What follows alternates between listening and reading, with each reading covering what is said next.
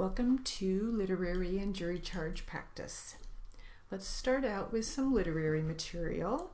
This is called Inspiration Points, Reveling in the Power of Our National Treasures. Ready? Here we go. To Paul, visiting our country's national parks meant escape.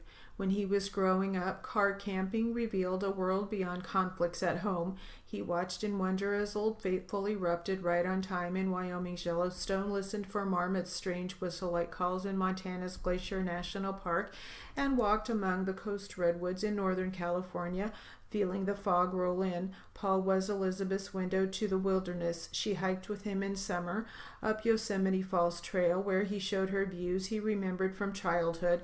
In winter, he led her to the park's partially frozen Mirror Lake in the icy stillness. She sensed the outdoors' restorative nature.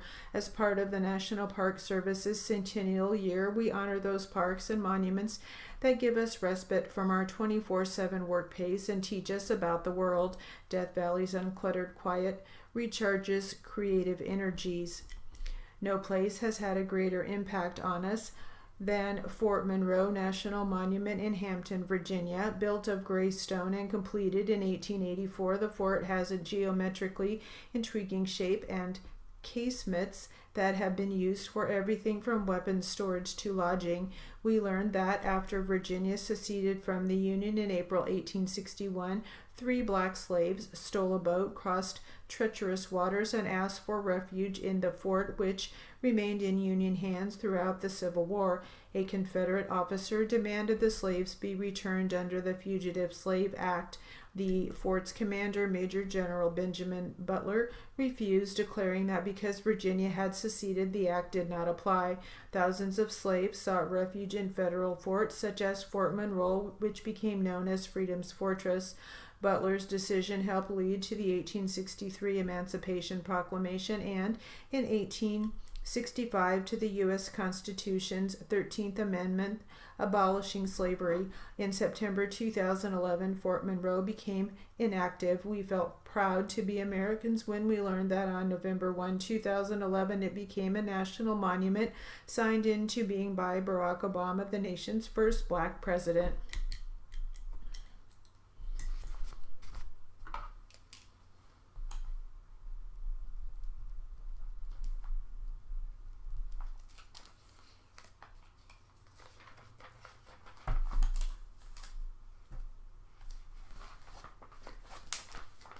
Right, now for some jury charge practice.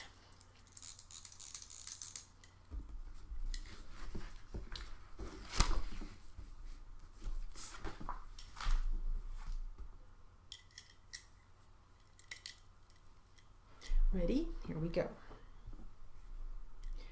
3. Any inconsistent identifications made by the eyewitness. 4. The witness's familiarity with the subject identified. 5. The strength of any earlier and or later identifications.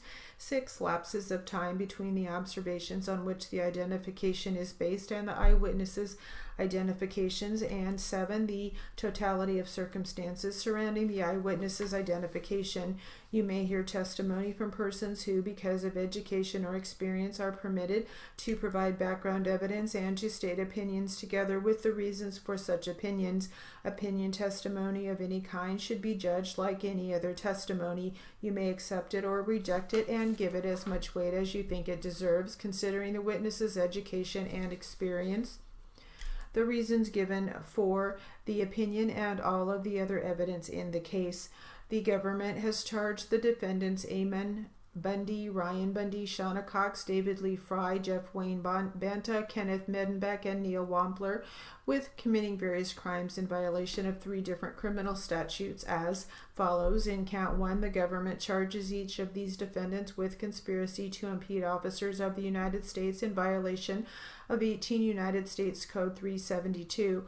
In count 2, the government charges defendants Ammon Bundy, Ryan Bundy, Shauna Cox, David Lee Fry, and Jeff Wayne Banta with possession of firearms and dangerous weapons in federal facilities in violation of 18 United States Code 930B. In count 4, The government charges defendant Kenneth Medenbeck with theft of government property in violation of 18 United States Code 641. In count 5, the government charges defendant Ryan Bundy with theft of government property in violation of 18 United States Code 641. Please note that count 3 is not pending in this trial. Each count charges a separate crime against one or more of the defendants. Although each of these charges have been joined for this trial, you must decide each charge against each defendant separately. Your verdict on any count as to any defendant should not control your verdict on any other count or as to any other defendant. Remember, each of the defendants have pleaded not guilty to each of the charges against them, and they are presumed to be innocent of any wrongdoing. That presumption of innocence remains in full force and effect as to each of the charges unless and until the government overcomes the presumption by proving a defendant guilty of a particular charge beyond a reasonable doubt. Before I entrust you as to the elements the government must prove beyond a reasonable doubt in order for you to find any defendant guilty of the conspiracy charge in count 1, I will explain in general the law relating to the crime of conspiracy. A conspiracy is a kind of criminal partnership, an agreement of two or more persons to engage in illegal conduct. The crime of conspiracy is the agreement itself to do something unlawful. It does not matter whether the illegal act they agreed upon was actually committed or completed. For a conspiracy to have existed, it is not necessary that the conspirators made a formal agreement or that they agreed on every detail of the conspiracy, but it is not enough that they simply met, discussed matters of common interest, acted in similar ways, or perhaps helped one another. Thus, with respect to count 1, the government must prove beyond a reasonable doubt that there was an agreement between two or more persons to prevent officers of the United States from discharging the duties of their office by force, intimidation, or threat. The government must also prove beyond a reasonable doubt that a particular defendant became a member of such conspiracy, knowing of its illegal object and specifically intending to help accomplish that illegal object, regardless whether the particular defendant or other individuals may have also had other unlawful reasons for their lawful reasons for their conduct. A person becomes a member of a conspiracy by willfully participating in the unlawful plan with the specific intent to advance or further some unlawful object or purpose of the conspiracy, even though the person does not have full knowledge of all the details of the conspiracy. In addition, one who willfully joins an existing conspiracy is as responsible for it as the originators. On the other hand, one who has no knowledge of a conspiracy but happens to act in a way which furthers some object or purpose of the conspiracy does not thereby become a conspirator. Similarly, a person does not become a conspirator merely by associating with one or more persons who are conspirators, nor merely by knowing that a conspiracy exists. Evidence will be admitted that certain persons who are alleged to be co-conspirators said or did certain things. The acts and statements of any conspiracy member are treated as the acts and statements of all conspiracy members, only if the acts or statements were performed or spoken during the existence of and in furtherance of the conspiracy. In order to consider a co-conspirator statement as evidence against another defendant, you must first find that 1. The conspiracy alleged was in existence at the time the statement was made. 2. The person who made the statement, the declarant, and the defendant were participants in the conspiracy. And 3. The declarant made the statement during and in furtherance of the conspiracy. With these principles in mind as to the general law of conspiracy, I will now instruct you on the elements the government must prove beyond a reasonable doubt in order for you to find any defendant guilty of the conspiracy charged in count 1. As noted, each of the defendants are charged in count 1 with conspiracy to impede officers of the United States in violation of 18 United States Code 372. In order for any defendant to be found guilty of count 1, the government must prove as to that defendant each of the following elements beyond a reasonable doubt.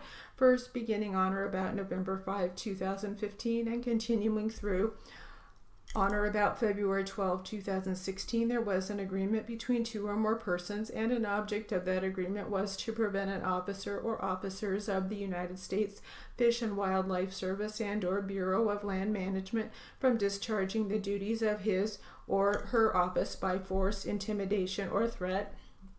And second, the particular defendant became a member of the conspiracy, knowing of that objective, and specifically intending to help accomplish it. As to the phrase on or about a range of dates, although it is necessary for the government to prove beyond a reasonable doubt that the offense was committed in a range of dates reasonably near the dates alleged in a particular charge, it is not necessary for the government to prove that the offense was committed precisely on the dates charged. In order for speech or expressive conduct to qualify as intimidation or a threat in this context, the speaker or actor must intend his or her words or conduct to intimidate or to be a threat, and those words or conduct must also be such that a reasonable person observing them would foresee that they would be interpreted as a serious expression of intent to harm or assault. To prove a particular defendant entered into agreement, an object of which was to impede an officer of the United States by threat or intimidation, the government must prove the threatened action was illegitimate. In other words, it is neither a threat nor intimidation in this context if a person threatens to take a legitimate action. A person acts knowingly if the person is aware of the act and does not act through ignorance, mistake, or accident. You may consider evidence in a defendant's words, acts, or omissions, along with all the other evidence, in deciding whether a particular defendant acted knowingly.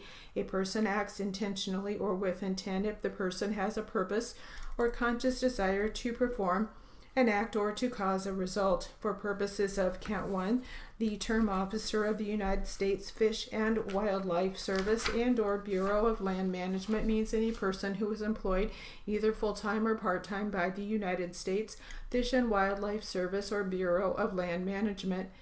In determining whether the government has proved any defendant guilty of the conspiracy charged in Count 1, you must consider defendants' assertion that they were engaging in lawful speech and conduct, including political protest protected by either the First Amendment or Second Amendment to the United States Constitution.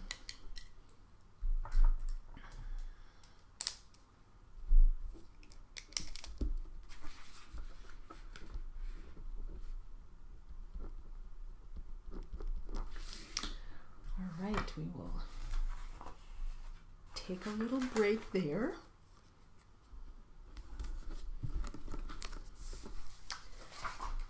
Let's see what we have for some more literary material.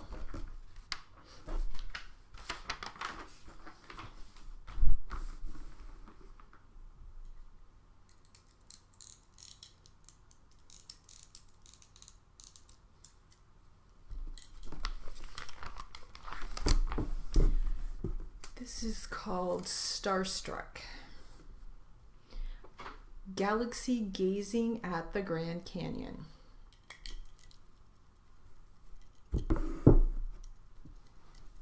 Ready? Here we go. Through the eyepiece, it was a fuzzy blue elliptical shape with a clearly defined dark spot in the middle. That's the Ring Nebula, said the telescope's owner, amateur astronomer Mike Margus. It's actually a glowing cloud of gases expelled by a dying star. From where I stood in an asphalt parking lot on the Grand Canyon's south rim, however, it looked like a great cosmic eye staring back at me from 2,000 light years away. As it turns out, Grand Canyon National Park is home to a more quasi-mystical stargazing experiences than you might expect. After all, it's said to be one of the last remaining places in the West where the Milky Way casts its own shadow on a moonless night. But while National Park Service rangers regularly give nighttime astronomy talks here, the 8-night Grand Canyon Star Party held every June offers a much more in-depth look into the wonders of deep space. As for me, I take every opportunity to stare up at the nighttime sky, but lack the hardware to get an up-close look. So when I heard that more than 100 amateur astronomers typically participate in the Star Party, eager to share their telescopes' detailed views of the cosmos, I made plans to attend last June. Each night's agenda began in the auditorium of the Grand Canyon Visitor Center, where notable astronomers presented slideshows. We learned some basics like the difference between a galaxy, a nebula, and a globular cluster, as well as fascinating facts like there are probably more stars in the universe than there are grains of sand on all the Earth's beaches. After the lights came up, the crowd flowed outside to the parking lot behind the building where the telescopes awaited. The first night I wandered around chatting up the astronomers and checking out their telescopes. The assembled arsenal ranged from inexpensive homemade Dobsonian models to the latest computer-controlled telescopes that can set you back as much as a decent used car. Like many of the visitors, I felt a little tentative at first, asking these folks for a peek through their telescopes. That changed when I realized they'd come not only for their own amusement, but to share their passion for astronomy. As full darkness set in, the parking lot resembled a giant version of the child's game Light Bright, where the pegs were glowing orange traffic cones, making tripping hazards such as tripod legs. Because white lights can be so detrimental to stargazing, it can take night vision as long as 30 minutes to return after exposure. The few regular flashlights, camera flashes, and even highly lit smartphone screens that flared up were actively discouraged. Since most of the astronomers pointed their telescopes at different astronomical objects, I got a thorough tour of the night sky during my visit. I saw everything from the moons of Jupiter to the 300,000 stars that make the Great Globular Cluster in the constellation Hercules sparkle like a pile of loose diamonds on a field of black velvet. We saw the rings of Saturn and the breathtaking spiral of the Whirlpool Galaxy.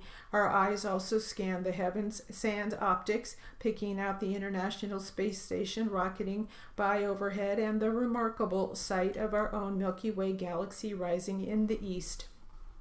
From the Grand Canyon Star Party, I learned that being in the dark can be a very good thing, especially once you realize you have a big blue cosmic eye watching over you.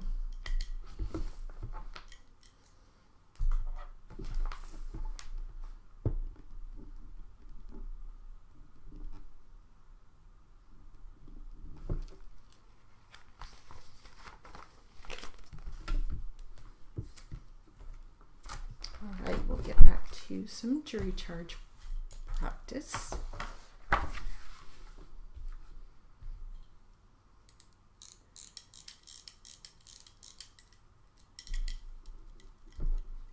Ready? Here we go. Defendants' political beliefs are not on trial. Defendants cannot be convicted based on unpopular beliefs. Although speech and assembly are generally protected by the First Amendment, that protection is not absolute, and it is not a defense to the conspiracy charged in Count 1. For example, threats and intimidation as defined in these instructions are not protected by the First Amendment.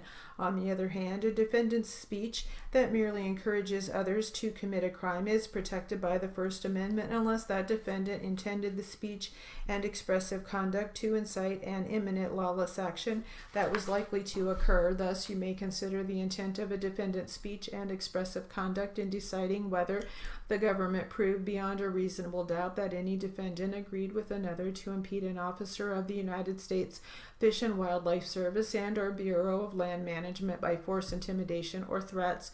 Under the Second Amendment to the United States Constitution, a person has the right to keep and bear arms, that is, to own, to possess, and to carry firearms. As with First Amendment rights, however, this Second Amendment right is not absolute and is not a defense to the conspiracy charged in Count 1.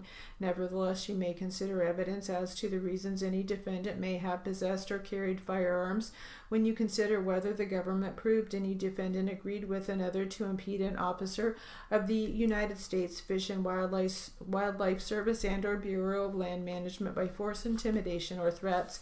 As noted, defendants Eamon Bundy, Ryan Bundy, Shauna Cox, David Lee Fry, and Jeff Wayne Banta were charged in Count 2 with possession of firearms and dangerous weapons in federal facilities in violation of 18 United States Code 930B.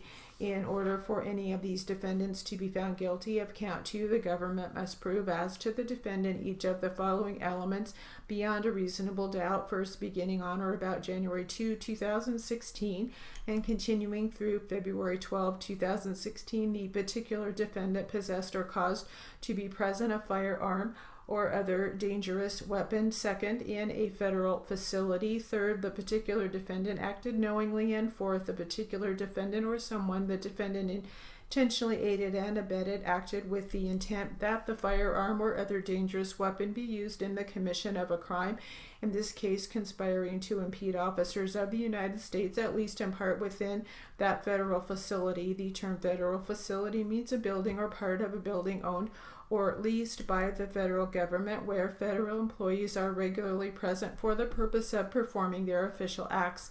The terms on or about, knowingly, with and with intent mean the same in this context as for count 1. A defendant may be found guilty of possession of firearms and dangerous weapons in federal facilities. Count 2, even if the defendant personally did not commit the act or acts constituting the crime, but aided and abetted another in its commission. To prove a defendant guilty of possession of firearms and dangerous weapons in federal facilities by aiding and abetting, the government must prove each of the following beyond a reasonable doubt. First, possession of firearms and dangerous weapons in federal facilities as defined in these instructions was committed by someone. Second, the defendant aided, counseled, commanded, induced, or procured that person with respect to at least one element of possession of firearms and dangerous weapons in federal facilities. Third, the defendant acted with the intent to facilitate possession of firearms and dangerous weapons in federal facilities as defined in these instructions. And fourth, the defendant acted before the crime was completed. And we will stop there. That will conclude our literary and jury charge practice.